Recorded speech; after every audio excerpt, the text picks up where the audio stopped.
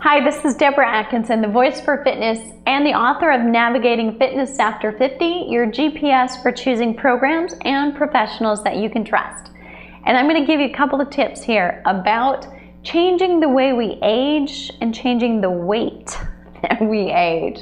So I too am a barely boomer, and I'm just entering that era where the rules are changing, that no matter what I'm doing, I'm eating right and I'm exercising, but it's not quite working the same as it did 5 years ago even. Certainly not the same as it did 10 or 15 years ago.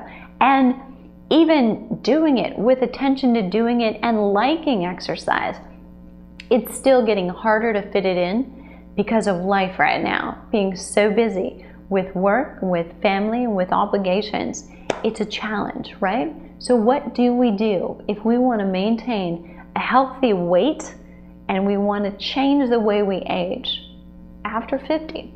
So I've got some solutions for you. I'm going to give them to you right now. And for more just like this, click on this link and you'll get my newsletter. It'll give you written and video ways that you can make a difference in what it is you're doing. If you're already on to health or you're just getting started, you're going to love it. So, a couple of tips. When we're talking about weight loss or changing the way we age, one thing I like to make clear with all the clients that I've worked with over 28 years is this. When you say weight loss, I say this.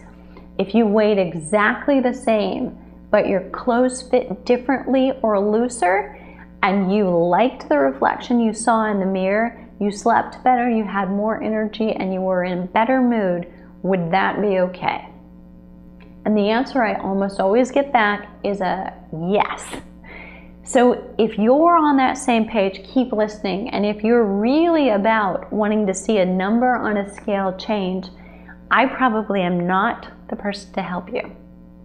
I think the weight may change and take care of itself, but I don't think it can be your focus. So here's why.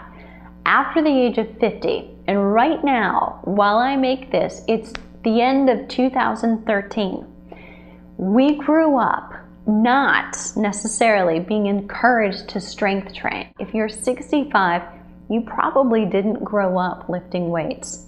You probably learned it later in life, unless you grew up as a rare athlete, especially as a female. So strength training is going to be your new best friend if you're not doing it now. And there is truth to the fact that muscle weighs more than fat. So as you begin to change your exercise routine and you start both doing strength training and doing cardiovascular training, you're going to be gaining some lean tissue. That's our goal.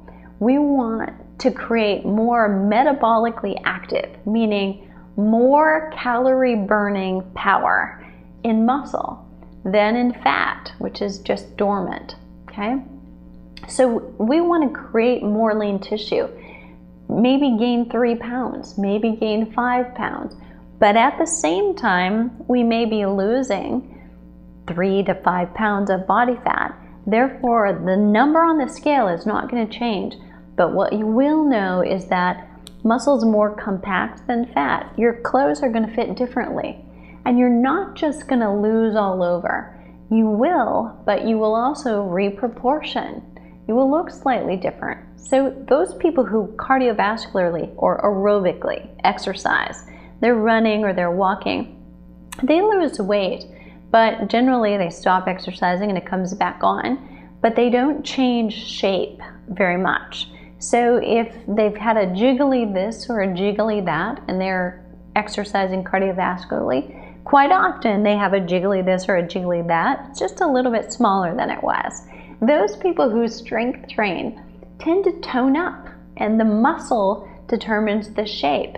And so they're much more firmer at the same time. So I'm not suggesting you exclusively strength train, but I'm suggesting you do both.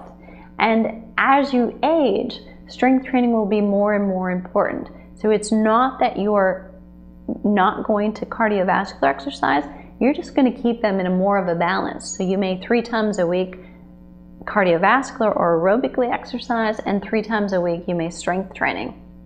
So think about changing what you're doing to change the image in the mirror and the way that you feel. What people will say to you once you start strength training and do it for, say, 12 weeks, you'll notice by then, and other people may notice before that you're carrying yourself different. They're going to ask you if you got your hair cut or you lost weight. Even though the scale may not have changed, you will look more tight, more toned, and hold yourself more differently because you're changing your muscles, and the way that you hold yourself affects your posture. So, for more tips on changing the way you age, click right here, and I'll see you there.